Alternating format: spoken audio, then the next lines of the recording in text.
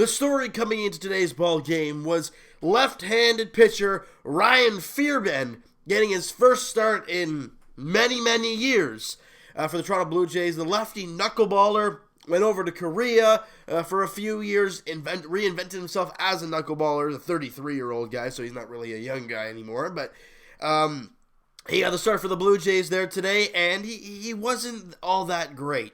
4 innings, 7 hits, 4 runs, all 4 were earned. He struck out a couple and walked a guy. The offense really didn't do a whole lot. 3 hits over the 5 innings the Blue Jays and White Sox actually played. They do score the 1 run on an RBI ground out from Brandon Drury. But other than that, there was no offense for the Blue Jays. And like I said, the 5 innings the Jays and White Sox played because the heavens opened up and they didn't get back to playing. So the game ends through 5 innings. A 4-1 loss for the Toronto Blue Jays. Now, we got to try and take positives out of a garbage loss, right? We always have to do that. So, Vladimir Guerrero Jr. went 1 for 2. He got a hit in his first at-bat of the afternoon. He's now hitting .219 for the year, so people love looking at stats. His average jumped 9 points today.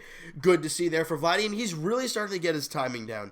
Guys, we're really starting to see this guy get hot, and we haven't seen him get red hot, though. We haven't seen, like, back-to-back, 4-hit nights or 3-hit nights or a home run in back-to-back games or something, something crazy like that. But we've seen some consistently good at-bats leading to him getting on base. And that's what I love to see from Vladdy. Yes, he has a .219 on batting average, but a .315 OBP. Almost 100 points higher than his batting average. It's really solid for Vladdy. Look, when you get 9 walks, actually, he didn't walk today. No, he didn't. He has 9 walks in 17 games. That is over 1 every 2 games. That's pretty damn good. The fact that he's only struck out 13 times in 18 games. Sorry, 9 walks in 18 games because they haven't updated today's game yet. But to see Vladdy, do what he's doing right now, it's really promising for Blue Jay fans because there's really not a whole lot else. Who else got a couple hits in today's game? Well, Rowdy Tellez came up and he went 1 for 1 because he also walked. And he came around to score on the Brandon Drury groundout. Freddie Galvis went 1 for 2 in the game. And that was really about it. And obviously, Fearben he was the only pitcher that pitched. So, really not a whole lot to talk about when it comes to the Toronto Blue Jays front. So, you guys know what we're going to do here. We're going to go down to the minor leagues. And we're going to start all the way down there in Lansing. And a guy I talked about in a few videos prior, I think it's Josh Winkowski down there in Lansing in A-ball. Now, he did, over 7 innings, he had 10 hits, so that's not very good, but he only gave the 1 run, didn't walk a batter, and struck out 6. Again, this guy, I think, is 20 years old, and his ERA down there in Lansing is 1.64. So a guy that I could see getting the call to Dunedin pretty darn soon. He's dominating down there in Lansing. It's great to see. I think he was a draft pick of the Blue Jays last year, if I'm not mistaken. So it's good to see a guy like that panning out there in A-ball, and you want to see him continue to grow moving forward. And as for the bats down there, I don't think really anything happened. Nothing really happened for the Dunedin Blue Jays. I already looked at that before the video. And for the New Hampshire Fisher Cats, Forrest Wall, I think him and Chad Spanberger were the 2 acquired in the deal for Sungwon Oh. Forrest Wall went 2 for 4 in the game today, scored a couple runs. He's hitting .250 at the top of the lineup for the New Hampshire Fisher Cats. Kevin Smith went 1 for 4 with an RBI. So again, yes, his batting average is slowly getting up there. It's hitting 180 now, but he's consistently getting hits, and that's what you want to see for one of your younger players playing at a new level, right? And for his last 10 games, let's see what Kevin Smith's doing here for the Blue Jays. Yeah, so again, he's over his last 4 games, he's been doing pretty darn good. Now, can he continue this moving forward? We're gonna have to wait and see from the youngster. And on the mound, I don't think there was anything promising. No, I think it's Willie Ortiz. I don't really know who that is, so we're not gonna do with that. Let's go to the Buffalo Bisons here, and some really interesting things happened in Buffalo today. So we talked about Anthony Alford really struggling at the plate over the last little while. Again, he went 1 for 4 again today. He had an RBI and struck out a couple times. Not very good there. Ben Revere into the number 2 hole. He went 2 for 4 with an RBI and a run scored. He's hitting .286. Do I smell a Ben Revere call-up? I sure hope so.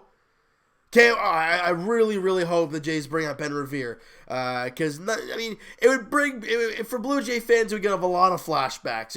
To see his smile back on the team, to see his speed on the bases, it would be, I would love to see Ben Revere back out there as a Toronto Blue Jay.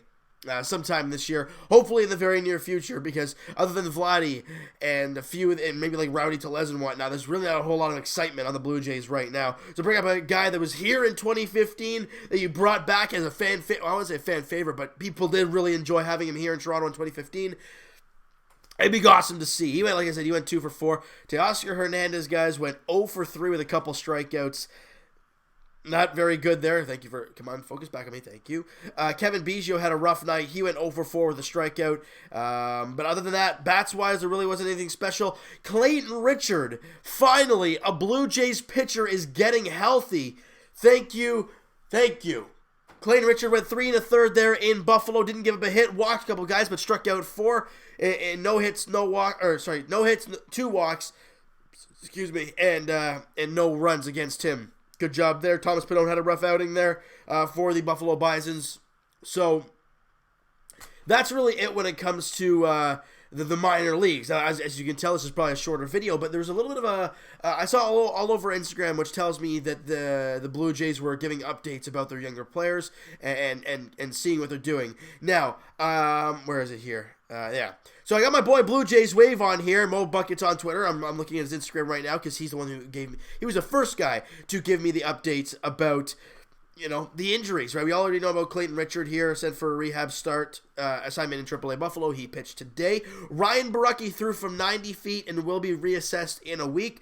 So again, he's still a ways away, but to see him throwing the ball now, it's really good to see, because he did have a cortisone shot in his arm, so to see him throwing the ball at 90 feet, it's good to see for Ryan Borucki, guys. As much as he's still a ways away, it's good to see some actual progress, because for the longest time here, we haven't heard anything about what Ryan Borucki is going to be doing and how close is he to recovery, and is there any update at all? Well, there you have it. There's a little update on Ryan Borucki. Devin Travis actually had a setback in his rehab, which was a little bit of soreness, and he will resume baseball activities when the symptoms subside. So again, really not a whole lot of good things when it comes to Devin Travis. His injury-prone times continue, and it sucks for Devin Travis, because when he's out there, he's not a bad player. He really isn't.